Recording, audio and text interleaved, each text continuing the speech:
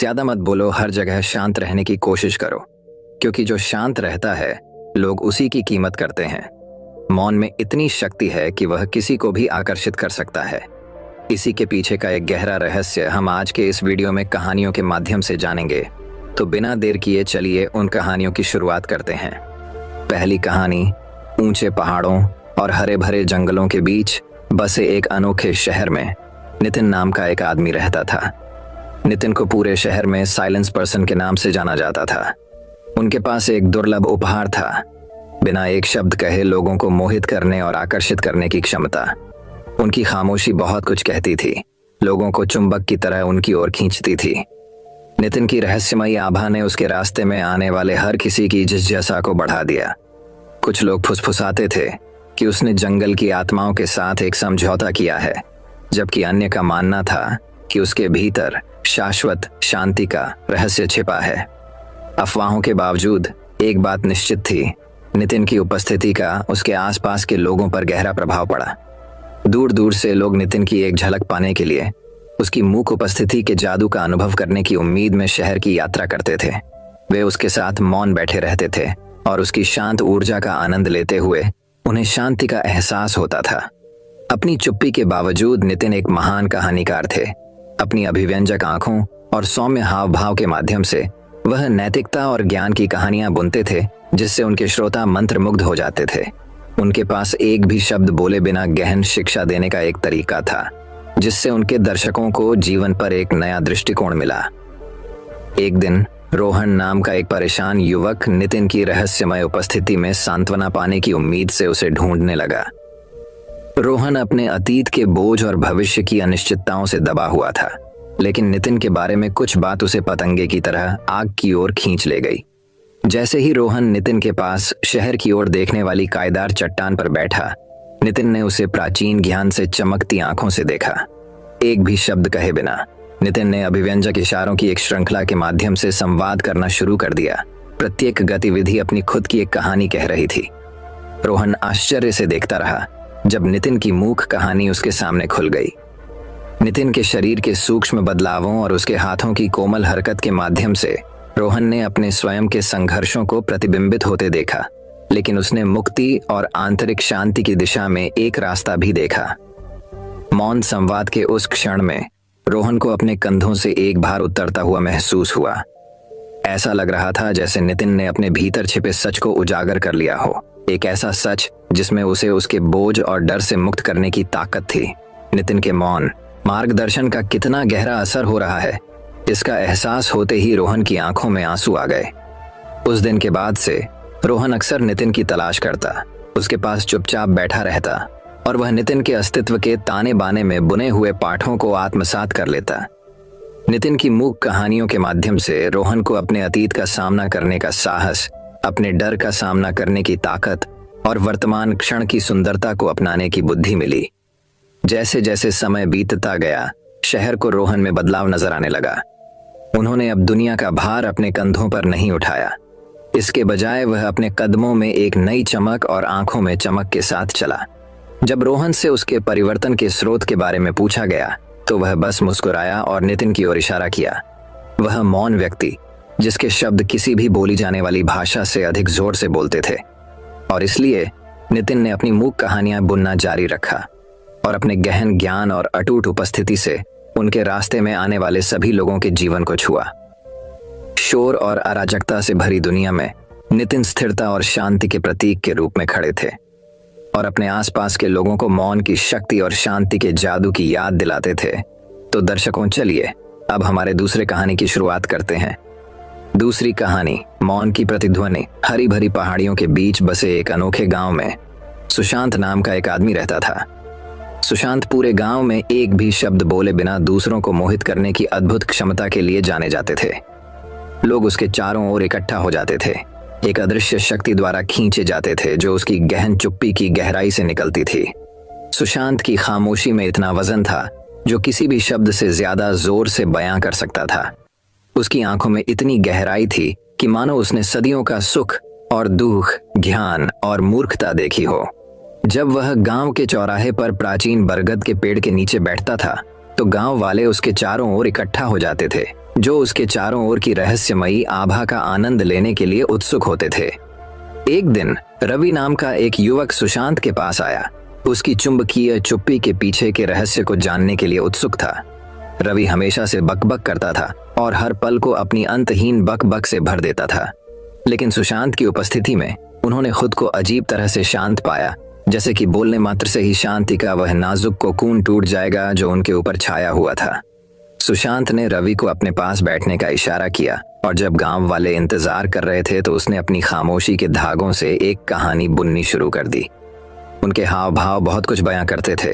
प्रेम और हानि, आशा और निराशा के ज्वलंत परिदृश्य चित्रित करते थे।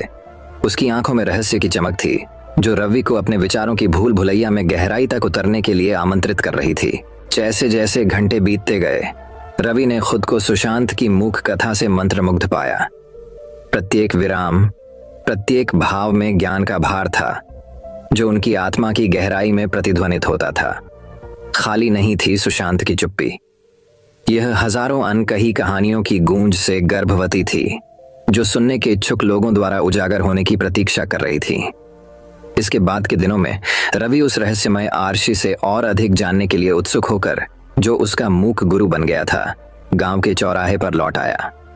साथ में उन्होंने मानवीय भावनाओं के दायरे का पता लगाया, एक कुशल कारीगर की विनम्रता के साथ जीवन की जटिल टेपेस्ट्री को उजागर किया।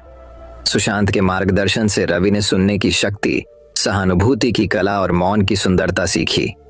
उन्होंने पाया कि कभी कभी शब्द केवल गहन सत्य की सतह को खरोंच सकते हैं जो शोर और व्याकुलता की परतों के नीचे छिपे होते हैं।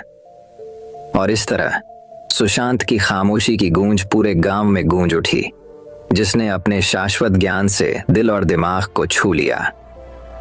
दूर दूर से लोग प्राचीन बरगद के पेड़ के नीचे बैठकर उस मूक सिम्फनी को ध्यान से सुनते थे जिसे सुशांत ने शालीनता और विनम्रता के साथ संचालित किया था। और जैसे ही सूरज पहाड़ियों के पीछे डूब गया, गांव के चौराहे पर लंबी छाया डालते हुए सुशांत शांत चिंतन में बैठ गया। उसकी नजर क्षितिज पर टिकी हुई थी जहां आकाश पृथ्वी से मिलता था। उन्होंने मौन की भाषा में अपनी आवाज पाई थी, एक भी शब्द बोले बिना बड़ी मात्रा में बोलना, शोर के कोलाहल से घिरी दुनिया में प्रकाश की एक किरण। और इसलिए मुंह की अर्शी, सुशांत की कथा उन लोगों के दिलों में जीवित रही जो उनके ज्ञान से प्रभावित हुए थे। एक ऐसी दुनिया में मौन की स्थायी शक्ति का एक प्रमाण जो सुनना भूल गया था। तो दर्शकों, चलिए अब हमारे तीसरी कहानी की शुरुआत करते हैं। तीसरी कहानी, शोर शराबे और शोर शराबे से भरे एक हलचल भरे शहर में हेनरी नाम का एक आदमी रहता था जो बहुत कम बोलता था।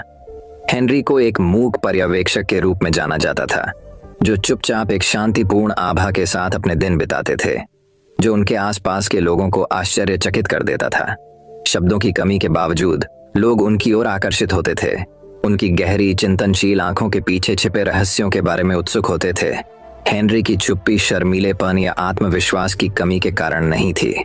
इसके विपरीत उन्होंने एक शांत शक्ति का परिचय दिया जिससे उनके रास्ते में आने वाले लोगों को सम्मान मिला। कई लोगों को आश्चर्य हुआ कि इतना आरक्षित व्यक्ति एक भी शब्द बोले बिना दूसरों का ध्यान कैसे आकर्षित कर सकता है। और इस तरह हेनरी द साइलेंट की किंवदंती पूरे शहर में फैल गई। एक दिन लिली नाम की एक युवा महिला हेनरी के पास आई जब वह पार्क में एक बेंच पर बैठा था और अपने आसपास की दुनिया को देख रहा था। वह बिना एक शब्द कहे लोगों को आकर्षित करने की उसकी क्षमता के बारे में उत्सुक थी और वह उसके रहस्य को समझने के लिए उत्सुक थी। हेलो हेनरी, लिली ने उसके बगल की सीट लेते हुए धीरे से कहा। हेनरी ने उसकी ओर देखा। उसकी आंखें दयालुता और ज्ञान से भर गईं। हेलो लिली, हेनरी ने सौम्य मुस्कान के साथ उत्तर दिया। आप इसे कैसे करते हैं? लिली ने पूछा। उसकी जिज्ञासा बढ़ी। आप लोगों को कैसे आकर्षित करते हैं और बिना बोले उनका ध्यान कैसे खींचते हैं? हेनरी एक पल के लिए रुका, मानो अपने उत्तर पर विचार कर रहा हो। आखिरकार वह इतनी धीमी आवाज में बोला कि लिली को उसे स्पष्ट रूप से सुनने के लिए झुकना पड़ा। हेनरी ने शुरू किया। मैंने सीखा है कि संवाद करने के लिए शब्द हमेशा आवश्यक नहीं होते हैं। मौन की अपनी भाषा होती है, वह जो बिना किसी शोर या ध्यान भटकाए अपनी बात कहती है। जब हम अपने दिमाग को शांत करते हैं और अपने दिल से सुनते हैं तो हम खुद को गहरे स्तर पर समझने के लिए खोलते हैं। लिली हेनरी के शब्दों से मंत्रमुग्ध थी। हर शब्दांश को ऐसे पकड़ रही थी मानो वह उसके चारों ओर ध्यान का जादू बुन रहा हो।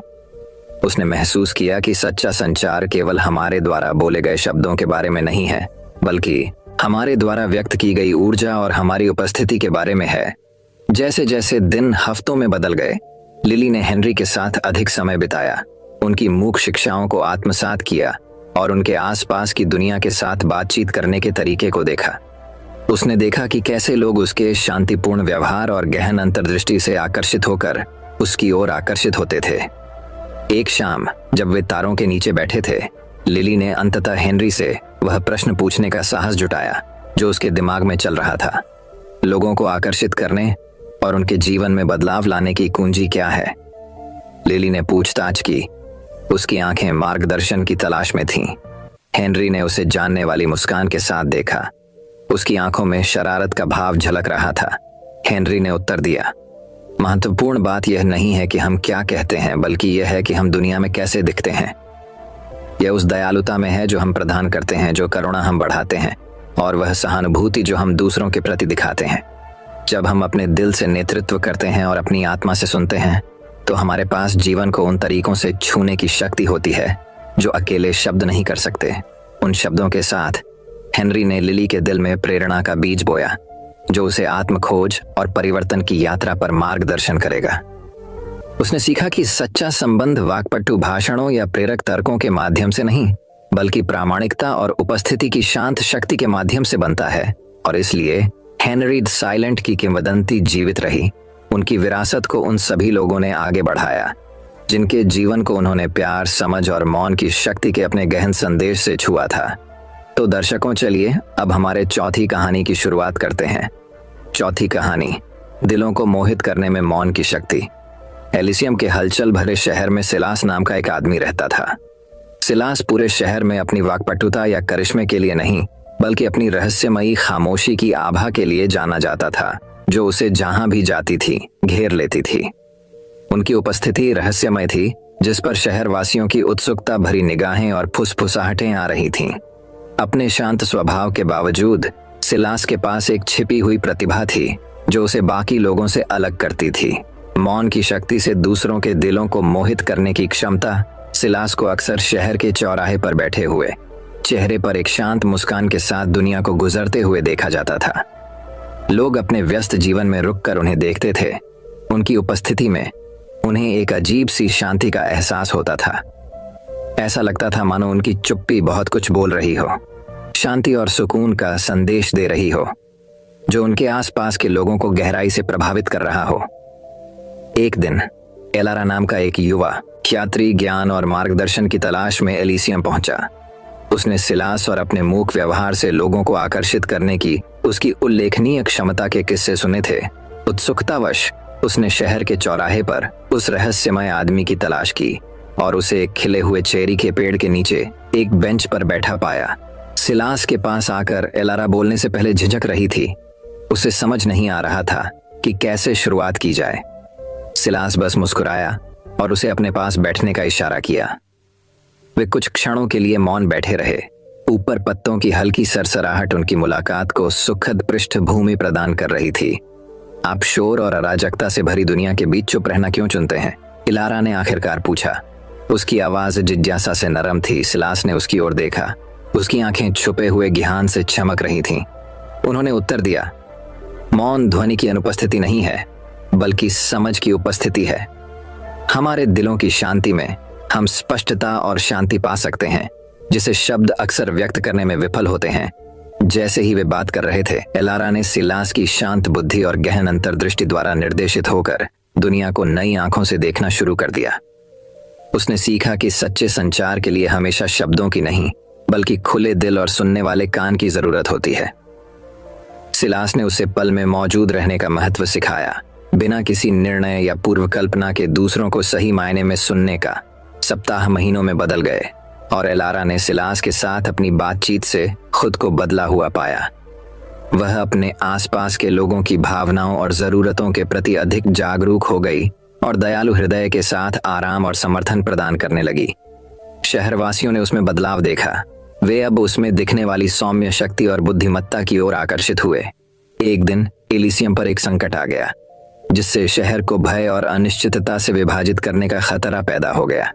सिलास हवा में अशांति को महसूस करते हुए शहर के चौराहे पर खड़ा हो गया और मौन के लिए अपने हाथ उठाए। भीड़ शांत हो गई, उनकी निगाहें सामने खामोश आदमी पर टिक गईं। सिलास ने कहा, अराजकता के क्षणों में हमें मौन में सांत्वना ढूंढनी चाहिए। उसकी आवाज नरम लेकिन प्रभावशाली थी, क्योंकि यह हमारे दिल के शांत स्थानों में है कि हम आशा और साहस की फुसफुसाहट सुन सकते हैं। उनके शब्द शहरवासियों के मन में गूंज गए, जिससे उनमें एकता और संकल्प की भावना जागृत हुई। साथ में उन्होंने संकट का डटकर सामना किया। उनकी आत्माएं सिलास की शांत शक्ति और अटूट विश्वास से उत्साहित थीं, और इस प्रकार सिलास की कथा, वह व्यक्ति जो अपनी चुप्पी के माध्यम से बहुत कुछ बोलता था, दूर दूर तक फैल गई। उनकी विरासत उन लोगों के दिलों में जीवित रही जिन्हें उन्होंने छुआ, उन्हें शोर से भरी दुनिया में शांति की शक्ति की याद दिलाती रही। अंत में सिलास को उसके द्वारा कहे गए शब्द नहीं, बल्कि उसके रास्ते में आने वाले सभी लोगों की आत्माओं पर उसकी चुप्पी का गहरा प्रभाव परिभाषित करता है। और उस सरल सत्य में सबसे बड़ा सबक निहित है कि कभी कभी सबसे शक्तिशाली संदेश वे होते हैं जो अनकहे रह जाते हैं। तो दर्शकों, चलिए अब हमारे 5वीं कहानी की शुरुआत करते हैं। 5वीं कहानी, मौन की शक्ति। सेरेनिटी के हलचल भरे शहर में लियो नाम का एक व्यक्ति रहता था, जिसके पास एक उल्लेखनीय उपहार था, मौन की शक्ति। लियो एक भी शब्द बोले बिना अपने आसपास के लोगों के दिल और दिमाग को मोहित करने की अपनी क्षमता के लिए दूर दूर तक जाना जाता था। लोग उनके असाधारण उपहार को प्रत्यक्ष रूप से देखने के लिए दूर दूर से यात्रा करते थे। उसकी बाहरी चुप्पी के बावजूद लियो की उपस्थिति बहुत कुछ कहती थी। उसकी आंखों में वह ज्ञान था जो उसकी उम्र से कहीं अधिक था, और उसकी आभा से शांति और शांति का भाव झलकता था, जो लोगों को पतंगों की तरह लौ की ओर आकर्षित करता था। वह जहां भी जाते थे, शांति की अनुभूति होती थी, और जो लोग उनके रास्ते से गुजरते थे, वे खुद को उनके शब्दों को नहीं, बल्कि उनकी हर हरकत के साथ उनके द्वारा संचालित मूक स्वर संगति को सुनने के लिए मजबूर पाते थे। एक दिन जब सेरेनिटी शहर अपने वार्षिक उत्सव की तैयारी कर रहा था, लिली नाम की एक युवा लड़की ने खुद को भीड़ के बाहरी इलाके में खड़ा पाया। अकेलेपन की उस भावना से छुटकारा पाने में असमर्थ थी, जिसने उसे तब तक परेशान किया था जब तक वह याद कर सकती थी। उसने लियो और उसकी चुप्पी के उपहार की कहानियां सुनी थीं, और अपने दिल में वह जानती थी कि उसके पास उसके द्वारा खोजे गए उत्तरों को खोलने की कुंजी है। घबराहट के साथ उसके पास जाकर लिली ने खुद को उस रहस्यमय आदमी के सामने पाया, जिसने कई लोगों के दिलों पर कब्जा कर लिया था। लियो उसके भीतर की उथल पुथल को महसूस करते हुए बस मुस्कुराया और अपना हाथ बढ़ाया। उसे एक ऐसी यात्रा में शामिल होने के लिए आमंत्रित किया जो उसके जीवन को हमेशा के लिए बदल देगी। जैसे ही वे सेरेनिटी की सड़कों से गुजर रहे थे, लियो ने अपने आसपास की दुनिया की ओर इशारा किया। लिली को वह सुंदरता दिखाई जो हमेशा से मौजूद थी, लेकिन व्यर्थ की बातचीत के साथ चुप्पी को भरने की जल्दबाजी में किसी का ध्यान नहीं गया था। उन्होंने उसे सिखाया कि कभी कभी सबसे शक्तिशाली संदेश बोले नहीं जाते, बल्कि आत्मा के भीतर गहराई से महसूस किए जाते हैं। जैसे ही लिली ने अपने बुद्धिमान गुरु से मौन की कला सीखी, दिन हफ्तों में बदल गए और सप्ताह महीनों में बदल गए। उसने पाया कि सच्चे संबंध के लिए शब्दों की निरंतर धारा की आवश्यकता नहीं है, बल्कि खुले दिल और सुनने की इच्छा की आवश्यकता है। लियो के मार्गदर्शन से उसने खुद को भाषण के माध्यम से नहीं, बल्कि कार्यों, दयालुता और सहानुभूति के माध्यम से व्यक्त करना सीखा। त्योहार का दिन आ गया और नगरवासी गीत, नृत्य और उल्लास के साथ जश्न मनाने के लिए शहर के चौराहे पर एकत्र हुए। जैसे ही लियो और लिली भीड़ के केंद्र में खड़े थे, हलचल भरे चौराहे पर सन्नाटा छा गया और सभी की निगाहें उन दो शख्सियतों पर टिक गईं जो हाथ में हाथ डाले खड़े थे। एक सौम्य मुस्कान के साथ लियो ने मौन मुद्रा में अपना हाथ उठाया और दुनिया का संगीत उनके चारों ओर उमड़ता हुआ प्रतीत हुआ। लिली भी उसके साथ शामिल हो गई। उसका हृदय उस व्यक्ति के प्रति कृतज्ञता से भर गया जिसने उसे मौन की सच्ची शक्ति दिखाई थी। इतने में नगरवासी समझ गए। उन्होंने उस संबंध को देखा जो शब्दों से परे है, वह बंधन जो भाषणों या भव्य इशारों के माध्यम से नहीं, बल्कि खुले दिल से उपस्थित रहने और सुनने के सरल कार्य के माध्यम से बना। उस दिन से लिली शांति की मूक गायिका के रूप में जानी जाने लगी, जो अपने रास्ते में आने वाले सभी लोगों के साथ मौन का उपहार और संबंध की शक्ति साझा करती थी। और लियो, शांत आर्शी, जिन्होंने अपनी मूक बुद्धि से कई जिंदगियों को छुआ है, अपनी सौम्य उपस्थिति से दूसरों को प्रेरित करते रहे, ये साबित करते हुए कि कभी कभी सबसे ऊंची आवाजें वे होती हैं जो बिना एक शब्द कहे बोलती हैं। तो दर्शकों, चलिए अब हमारे छठी कहानी की शुरुआत करते हैं। छठी कहानी। एक बार लुकास नाम का एक मूक अंतर्मुखी युवक रहता था। वह कम बोलने वाले व्यक्ति थे, बोलने के बजाय सुनना पसंद करते थे। अपने आरक्षित स्वभाव के बावजूद लुकास में एक छिपी हुई प्रतिभा थी। वह एक असाधारण श्रोता था। वह एक भी शब्द कहे बिना लोगों की भावनाओं को पढ़ सकता था, उनकी जरूरतों को समझ सकता था और उनके संघर्षों के प्रति सहानुभूति रख सकता था।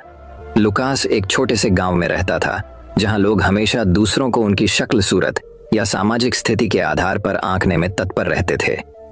अपने दयालु हृदय और मदद करने की इच्छा के बावजूद लुकास को उसकी चुप्पी के कारण अक्सर नजरअंदाज कर दिया जाता था और कम आंका जाता था। लोगों ने मान लिया कि उनके पास कहने के लिए कुछ भी महत्वपूर्ण नहीं है, क्योंकि वे बहुत कम बोलते थे। एक दिन एलेक्स नामक एक प्रसिद्ध वक्ता ने एक प्रेरक भाषण देने के लिए गांव का दौरा किया। एलेक्स करिश्माई, आत्मविश्वासी था और शब्दों के साथ उसका एक ऐसा तरीका था जो दर्शकों को मंत्रमुग्ध कर देता था। जैसा कि अपेक्षित था, नगरवासी प्रेरित और प्रेरित होने के लिए उत्सुक होकर उनका भाषण सुनने के लिए उमड़ पड़े। वक्ता के आसपास के प्रचार के बारे में उत्सुक लुकास ने कार्यक्रम में भाग लेने का फैसला किया। जैसे ही एलेक्स ने मंच संभाला और अपना भाषण शुरू किया, भीड़ चुप हो गई और उसके हर शब्द पर ध्यान देने लगी। उनकी सशक्त उपस्थिति और आकर्षक कहानी कहने ने एक व्यक्ति लुकास को छोड़कर सभी को मंत्रमुग्ध कर दिया। जबकि बाकी दर्शक एलेक्स की वाक्पटुता से मंत्रमुग्ध थे, लुकास ने कुछ उल्लेखनीय देखा। उन्होंने देखा कि कैसे एलेक्स ने दूसरों के उत्थान और प्रेरणा के लिए अपने शब्दों का इस्तेमाल किया, लेकिन उन्होंने दिखावे के परे भी देखा। लुकास को वक्ता के शब्दों में कपट का संकेत, दर्शकों के साथ वास्तविक संबंध की कमी महसूस हो सकती थी। कार्यक्रम के बाद लुकास ने एलेक्स से संपर्क किया और उससे बातचीत करने की पेशकश की। चुप रहने वाले व्यक्ति की निर्भीकता से आश्चर्यचकित होकर एलेक्स सहमत हो गया। उसे जो कहना था उससे उत्सुक होकर एलेक्स को आश्चर्यचकित करते हुए लुकास ने मौन की शक्ति, सक्रिय रूप से सुनने की कला और संचार में प्रामाणिकता के महत्व पर अपनी अंतर्दृष्टि साझा की। लुकास की बुद्धिमत्ता और विनम्रता से एलेक्स आश्चर्यचकित रह गया। उन्होंने महसूस किया कि सच्चा संबंध फैंसी शब्दों या प्रेरक भाषणों से नहीं, बल्कि वास्तविक सहानुभूति और समझ से आता है। लुकास के दृष्टिकोण से प्रेरित होकर एलेक्स ने उसे लोगों के साथ गहरे स्तर पर जुड़ने में मदद करने के लिए अपने भाषण द्वारे में शामिल होने के लिए कहा। जब वे एक गांव से दूसरे गांव की यात्रा करते थे तो एलेक्स अपने प्रेरक भाषण देते थे, जबकि लुकास एक अलग तरीके से दर्शकों से जुड़ते थे। बोलने के बजाय लुकास सुनेगा। वह व्यक्तियों से संपर्क करते थे, उनकी कहानियां सुनते थे और अपना मौन समर्थन और करुणा प्रदान करते थे। समय के साथ लुकास की उपस्थिति एलेक्स के शब्दों जितनी ही प्रभावशाली हो गई। लोग उनकी मूक शक्ति, उनकी वास्तविक देखभाल और उन्हें सुनने और समझने की उनकी क्षमता की ओर आकर्षित हुए। वे अब उनकी चुप्पी को कमजोरी के रूप में नहीं, बल्कि सशक्तिकरण और प्रेरणा के स्रोत के रूप में देखते हैं। यह गतिशील जोड़ी जल्द ही प्रेरक भाषण के अपने अनूठे दृष्टिकोण के लिए पूरे देश में जानी जाने लगी। साथ में उन्होंने दूसरों को सुनने का मूल्य, मौन की शक्ति और दिल से दिल के स्तर पर लोगों के साथ जुड़ने की सुंदरता सिखाई। और इसलिए लुकास, जो कभी चुप रहता था, ने अपनी आवाज शब्दों में नहीं बल्कि कार्यों में पाई। उन्होंने दुनिया को दिखाया कि कभी कभी सबसे ऊंचे संदेश मौन में व्यक्त किए जाते हैं और सबसे बड़ा प्रभाव वास्तविक संबंध और सहानुभूति के माध्यम से किया जाता है। तो दर्शकों, चलिए अब हमारे 7वीं कहानी की शुरुआत करते हैं।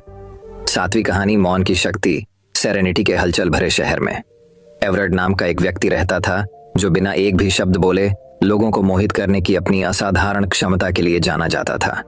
एवरेट एक मूक व्यक्ति था जो शायद ही कभी बोलता था, लेकिन उसकी उपस्थिति बहुत कुछ बोलती थी। उनका शांत स्वभाव और रहस्यमय मुस्कान लोगों को उनकी ओर ऐसे आकर्षित करती थी जैसे पतंगे आग की ओर। उनके पास मौन के माध्यम से दूसरों से जुड़ने का एक अनूठा उपहार था, एक ऐसा कौशल जिसने उन्हें सेरेनिटी में एक किंवदंती बना दिया। साइलेंट सेज के रूप में एवरेट की प्रतिष्ठा दूर दूर तक फैल गई और जल्द ही पड़ोसी शहरों से लोग उनकी एक झलक पाने के लिए आने लगे। उनका रहस्य मौन की शक्ति की उनकी गहरी समझ में निहित था। उनका मानना था कि शब्द क्षण भंगुर हो सकते हैं, लेकिन मौन उन लोगों के दिलों में गूंजने का एक तरीका है जिन्होंने इसे अपनाया। एक दिन एल्डन नाम का एक युवक एवरेट के रहस्य से प्रभावित होकर उसके पास आया। एल्डन एक प्रतिभाशाली वक्ता थे, लेकिन उनमें अपने श्रोताओं से वास्तव में जुड़ने की क्षमता का अभाव था। उन्होंने मौन के माध्यम से संचार की कला सीखने की उम्मीद में एवरेट का मार्गदर्शन मांगा। एवरेट ने एल्डन को अपने संरक्षण में ले लिया और उसे मौन के तरीके सिखाने शुरू कर दिए। उन्होंने एल्डन को दिखाया कि कैसे न केवल अपने कानों से बल्कि अपने दिल से भी सुनना है। उन्होंने उसे उस पल में मौजूद रहने का महत्व सिखाया जहां शब्द कम पड़ जाएं, वहां मौन को बोलने की इजाजत दी। जैसे जैसे दिन हफ्तों में बदल गए, एल्डन को अपने भीतर एक बदलाव नजर आने लगा। उन्होंने पाया कि मौन धारण करके वह वास्तव में अपने आसपास के लोगों के विचारों और भावनाओं को समझ सकते हैं। अब उसे हर पल को भाषण से भरने की जरूरत महसूस नहीं हुई, बल्कि उसने शब्दों के बीच गुजरने वाले शांत क्षणों का स्वाद लेना सीख लिया। एक शाम सेरेनिटी पर एक बड़ी विपत्ति आ पड़ी, क्योंकि आग ने शहर के चौक को अपनी चपेट में ले लिया। लोग घबरा गए, चीख पुकार मच गई, लेकिन अराजकता के बीच एवरेट शांत रहे। उसने एल्डन को अपने पीछे आने का इशारा किया और वे एक साथ भीड़ में चले गए और संकट में पड़े लोगों को मौन आश्वासन दिया। जैसे ही वे आग के केंद्र तक पहुंचे, एवरेट ने अपना हाथ उठाया और एल्डन को भी ऐसा ही करने का संकेत दिया। वे एक स्वर में आग की लपटों के सामने खड़े हो गए। उनकी आंखें एक मूक बातचीत में बंद हो गईं और उस पल में भीड़ में शांति की भावना छा गई, जिससे उनका डर शांत हो गया और उनके दिलों में आशा पैदा हुई। जब आग अंततः बुझ गई तो सेरेनिटी के लोग एवरेट और एल्डन के आसपास एकत्र हो गए। उनके चेहरे कृतज्ञता से भर गए। वे मौन की शक्ति पर आश्चर्यचकित थे, ये महसूस करते हुए कि कभी कभी दिल की गहरी सच्चाइयों को व्यक्त करने के लिए शब्दों की आवश्यकता नहीं होती है। उस दिन से एल्डन को वॉइस ऑफ साइलेंस के रूप में जाना जाने लगा। उसने अपने नए मिले उपहार का उपयोग अपने आसपास के लोगों को प्रेरित करने और उनका उत्थान करने के लिए किया। और एवरेट शांति के मूक आराशी बने रहे, एक ऐसी दुनिया में ज्ञान और करुणा का प्रतीक जो अक्सर शोर में डूबी रहती थी। और इसलिए एवरेट और एल्डन की कहानी किंवदंती बन गई, मौन की परिवर्तनकारी शक्ति और लोगों के बीच गहरे संबंध का एक प्रमाण। अंत में उन्होंने सेरेनिटी को सिखाया कि कभी कभी सबसे ऊंचे संदेश वे होते हैं जो मौन में बोले जाते हैं। तो दर्शकों, चलिए अब हमारे 8वीं कहानी की शुरुआत करते हैं। 8वीं कहानी सेरेनिटी वैली शहर अपने शांतिपूर्ण वातावरण और अपने दैनिक जीवन के बारे में जाने वाले निवासियों की मधुर गुनगुनाहट के लिए दूर दूर तक जाना जाता था। उनमें नूह नाम का एक युवक था, जो एक शांत और आरक्षित व्यक्ति था, जो शहर की हलचल भरी बातचीत के बजाय एकांत पसंद करता था। नूह बेकार की गपशप या छोटी मोटी बातचीत में शामिल होने वालों में से नहीं था। उन्होंने प्रकृति की शांति में सांत्वना पाई, घाटी से घिरे हरे भरे जंगलों में घंटों घूमते रहे, जहां उन्हें केवल पत्तों की सरसराहट और पक्षियों के गाने ही सुनाई देते थे। अपनी चुप्पी के बावजूद नूह के पास एक अनोखा उपहार था। जब वह बोलना चाहता था तो अपने शब्दों से दूसरों को मोहित करने की शक्ति। कई लोग उनकी ओर आकर्षित हुए, उनके होठों से सहजता से निकलने वाले ज्ञान को सुनने के लिए उत्सुक थे। एक दिन सेरेनिटी वैली से गुजरते हुए एक यात्रा करने वाले व्यापारी ने शहर के लोगों को नूह की दूसरों को प्रेरित करने और प्रेरित करने की क्षमता के बारे में बात करते हुए सुना। उत्सुक होकर व्यापारी ने नूह की तलाश की और उसे नदी के किनारे बैठा हुआ पाया और बहते पानी को ध्यान से देख रहा था। मुझे बताओ, जवान आदमी, व्यापारी ने शुरू किया, ऐसा कैसे हो सकता है कि कोई इतना शांत व्यक्ति इतने सारे लोगों का ध्यान आकर्षित कर सकता है? नूह धीरे से मुस्कुराया। उसकी आंखें एक शांत दृढ़ संकल्प के साथ चमक रही थीं। मौन की अपनी भाषा होती है, उन्होंने उत्तर दिया। यह हमें अपने आसपास की दुनिया को सुनने, वास्तव में सुनने की अनुमति देता है। और जब हम बोलते हैं तो हमारे शब्द हमारे विचारों और इरादों का भार उठाते हैं। नूह की गहन अंतर्दृष्टि से व्यापारी आश्चर्यचकित रह गया। एक अवसर को भांपते हुए उसने नूह के सामने एक चुनौती पेश की।